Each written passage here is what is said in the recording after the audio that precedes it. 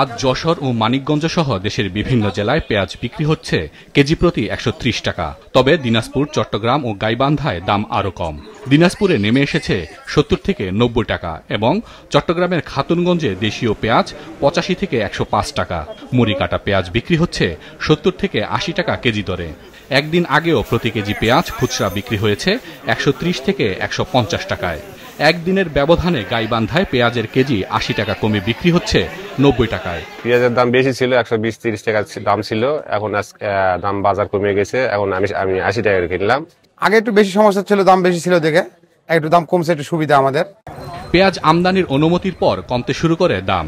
গতকাল থেকে দিনাজপুরের হিলি ও চাঁপাইনবাবগঞ্জের সোনা মসজিদ স্থলবন্দর দিয়ে ভারত থেকে পেঁয়াজ আমদানি শুরু হয়।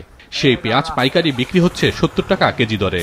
আজকেও পেঁয়াজ ঢুকবে এবং আজকেও সার্ভার অন ছিল, সেক্ষেত্রে আজকেও আবেদন ডিসাবমিট হয়েছে।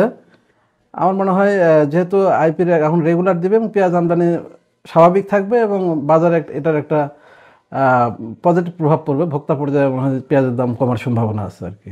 আমদানি করা পেঁয়াজ গত রাতেই চলে এসেছে রাজধানী ঢাকায়। এর ফলে দ্রুত দাম কমে আসবে বলে মনে করছেন ব্যবসায়ীরা। তারা জানান, আমদানি অব্যাহত থাকার পাশাপাশি মুড়ি কাটা পেঁয়াজ পুরোদমে বাজারে আসতে শুরু করলে দাম ৭০ টাকার নিচে নেমে আসবে। দেশি পেঁয়াজের যেহেতু বাজার কমতির দিকে, এলসি পেঁয়াজও মোটামুটি ভোক্তাদের ক্রয় ক্ষমতার ভিতরেই থাকবে। সামনে রমজান, আমি সরকারকে অনুরোধ করব কোনো প্রকারে পেঁয়াজের আইপি আপাতত বন্ধ না করে, এটা নিয়ে অস্থিতিশীল করবে। 2-5টা জেলা চাষিদের যথেষ্ট সরকার সময় দিচ্ছে, সরকার সাধুবাদ জানাই। দাম কমতে শুরু করায় স্বস্তি ফিরেছে সাধারণ মানুষের মধ্যে। দাম নিয়ন্ত্রণে বাজার মনিটরিং এর কথা জানান ক্রেতারা। পেঁয়াজের দাম আগে ১৩০ টাকা ছিল, এখন একটু কমে আসছে, দাম এখন ৮০ টাকা কেজি বিক্রি হচ্ছে।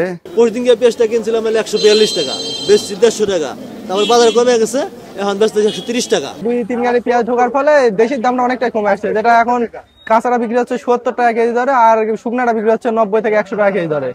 দেশি পেঁয়াজ পুরোদমে বাজারে আসার আগ পর্যন্ত আমদানি অব্যাহত রাখার দাবি আমদানিকারক ও সাধারণ ক্রেতাদের। হাসান মেহেদী, মাছরাঙা নিউজ ডেস্ক।